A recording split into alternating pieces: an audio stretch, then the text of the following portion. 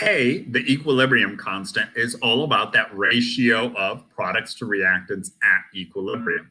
And when you're at equilibrium, reactants turn into products, products turn into reactants, and they do that at the same rate. And they will continue to do that at the same rate for eternity, unless something throws that off. If somehow we're able to impact or disturb that chemical system, then it would no longer be able to have that exact same equilibrium.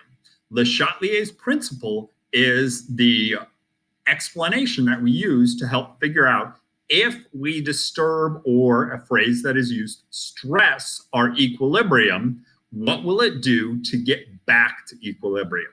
Because the energy of our reactants, the disorder of our reactants aren't necessarily going to change. So how can we get back to that ratio of products to reactants that this reaction is supposed to have? So what happens with this, whether I add or remove the chemical, whether I change my container in some way, the reaction continues or responds so that we get back to that same ratio.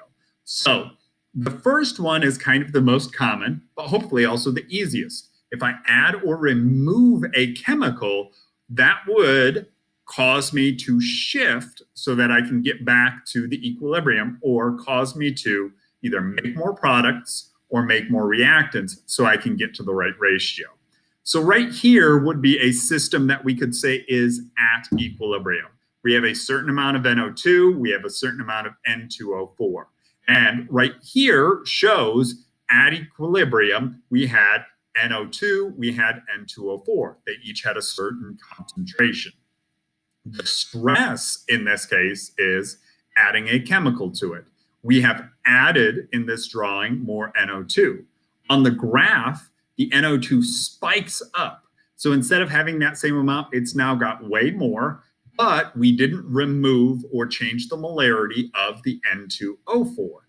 But now, with kinetics and a collision theory, we can recognize, well, there's way more NO2 in there. Those are going to be running into each other way more than they were previously.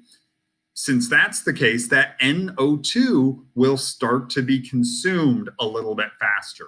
When that NO2 is consumed, it turns into N2O4.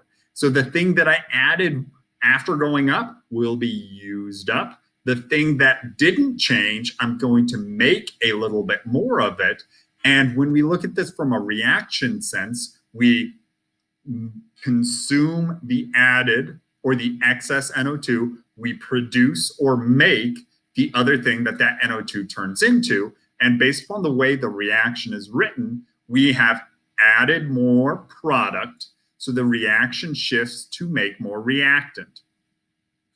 We consume the extra thing, and in this case, since we are adding product, it shifts towards the left. So as we describe these, we often say that a reaction shifts to the right or shifts to the left based upon our reactants turning into products or our products turning into reactants. What happens as a result here is we get back to a new K value, or excuse me, we get back to a new Q, which is equal to K. We don't have the same amount of each thing we had before because we now have more atoms of nitrogen and oxygen in there, but we still have that same ratio of NO2 to N2O4, the same equilibrium constant. So when I add a reactant, something on the left, I need to use it up, the reaction shifts to the right. When I add a product, too much stuff on the right, it shifts to the left to make more reactants. Removing something has a similar impact, although it's the opposite effect.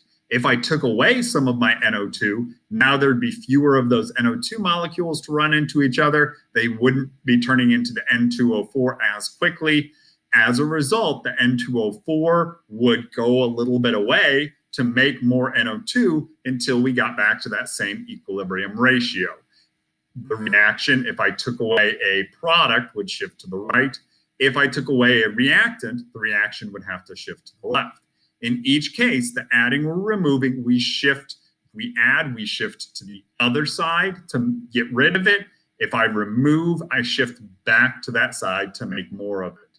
We get back to the same ratio of reactants to products, although the amounts of those reactants and products may be larger or smaller.